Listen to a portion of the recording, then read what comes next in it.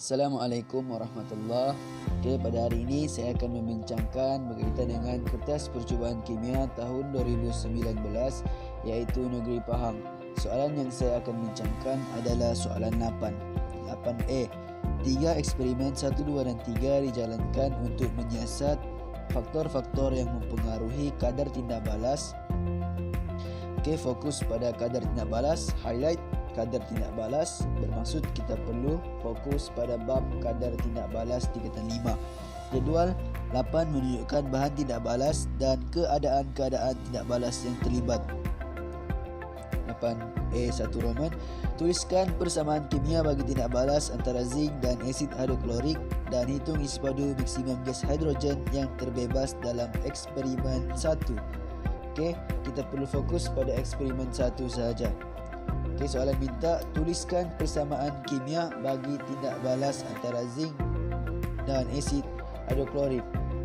Pertama bina persamaan, iaitu zinc tindak balas dengan asid hidroklorik membentuk zinc klorida dan gas hidrogen.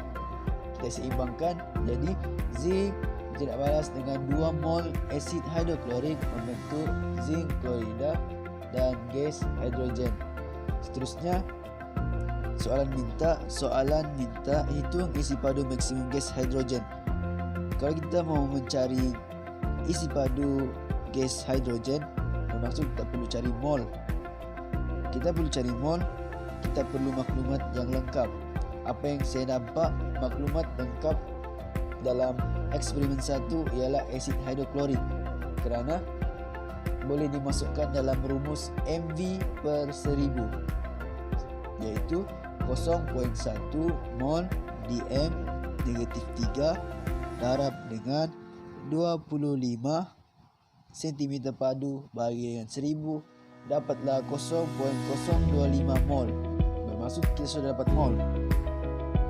Seterusnya kita perlu bandingkan kedua-dua bahagian tindak balas dan hasil tindak balas untuk mendapatkan mol gas hidrogen, iaitu dengan 2 mol asid hidroklorik menghasilkan 1 mol gas hidrogen. Jadi 0.025 mol asid hidroklorik akan menghasilkan 0.00125 mol gas hidrogen. Macam mana terdapat? Kita bahagikan 0.025 mol dibagi dengan 2 dapatlah 0.00125 mol hidrogen.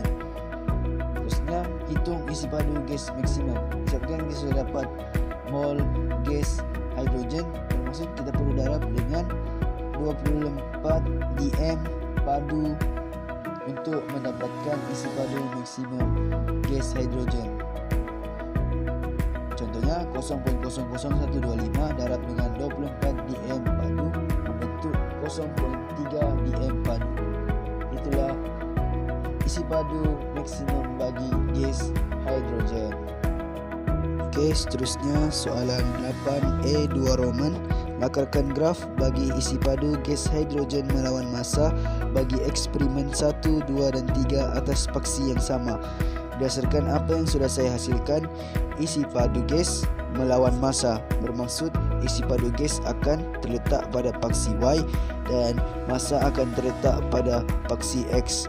Disebabkan ketiga-tiga eksperimen mempunyai isi padu yang sama, bermaksud ketiga-tiga eksperimen akan berakhir pada kawasan yang sama.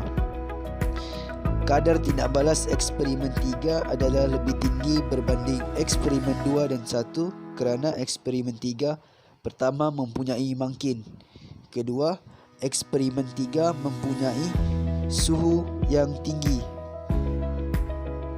Eksperimen 2 mempunyai kadar tindak balas yang lebih tinggi daripada eksperimen 1 kerana mempunyai suhu yang lebih tinggi berbanding eksperimen 1. Ini menyebabkan bentuk graf terlihat seperti ini. Kita sambung dengan soalan 8A3 Roman. Berdasarkan jadual 8, susun kadar tindak balas bagi eksperimen 1, 2 dan 3 dalam tertib menurun. Nyatakan dan terangkan faktor bagi eksperimen di bawah dengan merujuk pada teori pelanggaran, iaitu eksperimen 1 dan 2 eksperimen 2 dan 3. Okey, kita susun tertib menurun bermaksud dari tinggi ke rendah, iaitu eksperimen 3, 2 dan 1.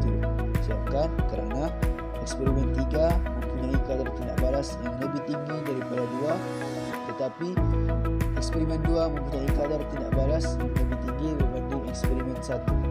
Okey, terusnya terangkan faktor bagi eksperimen di bawah dengan merujuk pada teori pelanggaran. Eksperimen 1 dan 2 adalah lebih kepada suhu.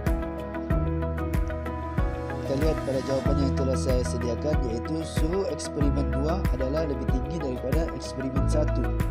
1 markah. Tenaga kinetik zara-zara dalam eksperimen 2 adalah lebih tinggi berbanding eksperimen 1. 2 markah. Frekuensi pelanggaran antara ion H+ dan zinc dalam eksperimen 2 adalah lebih tinggi berbanding eksperimen 1. Kenapa lebih tinggi? Sebab suhu yang tinggi memberi tenaga kinetik. Seterusnya, markah yang keempat, frekuensi pelanggaran berkesan antara ion H+ dan zinc dalam eksperimen 2 adalah lebih tinggi berbanding eksperimen 2. Okey. Untuk eksperimen 2 dan 3 disebabkan oleh faktor mangkin. Kita lihat pada jawapan, kuprum sulfat digunakan sebagai mangkin dalam eksperimen 3. Kehadiran mangkin akan merendahkan tenaga pengaktifan. Frekuensi pelanggaran berkesan antara ion H+ dan zinc dalam eksperimen 3 adalah lebih tinggi daripada eksperimen 2. Seterusnya kita sambung dengan soalan 8B, iaitu buah-buahan yang disimpan dalam peti sejuk tahan lebih lama daripada buah-buahan yang dibiarkan di atas meja. Terangkan mengapa. Ini kerana suhu dalam peti sejuk adalah lebih rendah berbanding suhu bilik. Aktiviti bakteria adalah lebih rendah dalam peti sejuk. Ini menyebabkan kurang toksin yang dihasilkan oleh bakteria dalam peti sejuk. Markah yang terakhir, kadar kerosakan buah dalam peti sejuk adalah lebih rendah berbanding dengan suhu bilik. Sekian daripada saya. Terima kasih.